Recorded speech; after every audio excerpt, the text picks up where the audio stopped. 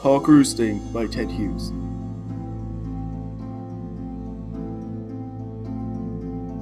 I sit at the top of the wood, my eyes closed.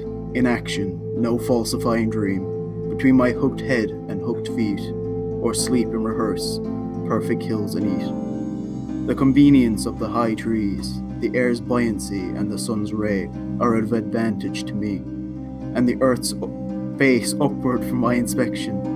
My feet are locked upon the rough bark. It took the whole of creation to produce my foot, my each feather. Now I hold creation in my foot. Or fly up and revolve it all slowly. I kill where I please because it's all mine. There is no soft history in my body. My manners are tearing off heads, the allotment of death. For the one path of my flight is direct, through the bones of the living. No arguments assert my right. The sun is behind me. Nothing has changed since I began. My eye is permitted